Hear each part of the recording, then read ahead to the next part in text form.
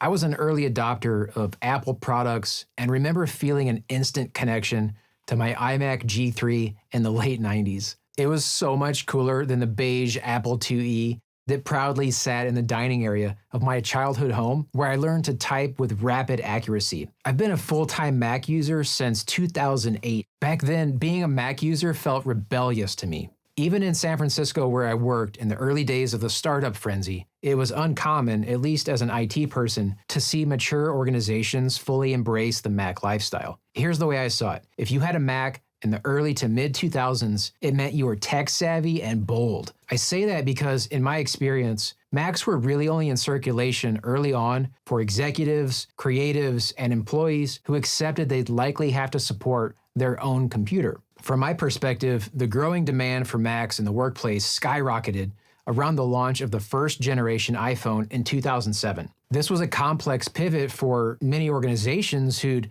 invested heavily in Microsoft products and licensing, most of whom were also still running on-premise BlackBerry servers and could only offer support on the Windows platform from an existing in-house skill set standpoint. In my mind, this is when a lot of companies drew a firm, metaphorical line in the proverbial sand. On one side, there was the well-established Microsoft footprint firmly embedded in companies with a longer operating history, and on the other side were newer firms hip to the Mac scene, embracing hosted solutions over on-premise solutions for file storage and email, which is now just referred to as the cloud.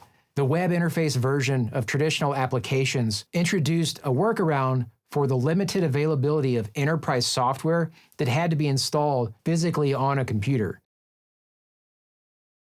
What did so many organizations find appealing about Windows? First, Windows runs on all kinds of hardware, which allowed and still allows IT organizations to develop vendor relationships with companies like Dell and IBM, or third-party resellers like CDW and SHI, who provide desktop and laptop solutions on myriad hardware configurations that fit a specific price point, as well as various offshoots such as tablets powered by Windows. Over time, I developed a Windows equals grown-up company mentality without really realizing I had abandoned my earlier connection to Mac. So from the year 2000 to 2008, my whole world was Windows. I became a Novell systems administrator and then moved into environments where Windows Active Directory was the primary mechanism for user accounts, computer management, security administration, and so on.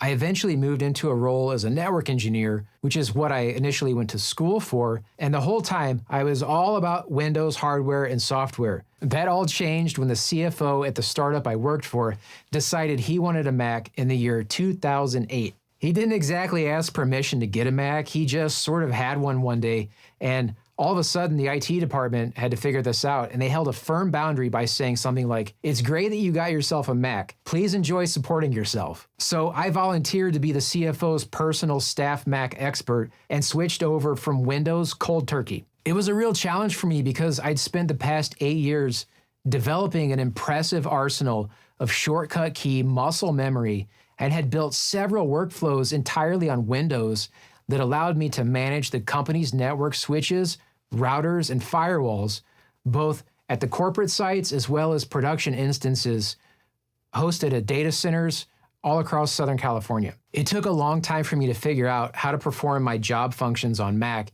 and for certain tools, I actually had to run an instance of Windows on my Mac because, as I mentioned, a lot of enterprise tools, in my case vSphere from VMware, was simply not yet available on Mac, at least not the graphical interface version.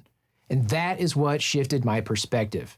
I learned computer networking and systems administration by using a command line interface for most of the tools I worked with in the early 2000s. When I first got back into working with Mac, it felt very new to me, and there were a lot of times when I'd get frustrated because I knew how to do a particular thing on Windows that just wasn't working the same on my Mac.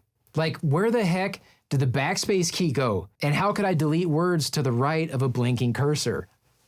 It took a lot of work for me to recognize that I was setting myself up for failure because I hadn't allowed any time for the transition to settle in. In my head, this should be so easy for me because, I'm an IT person and computers are my life. This should be so easy.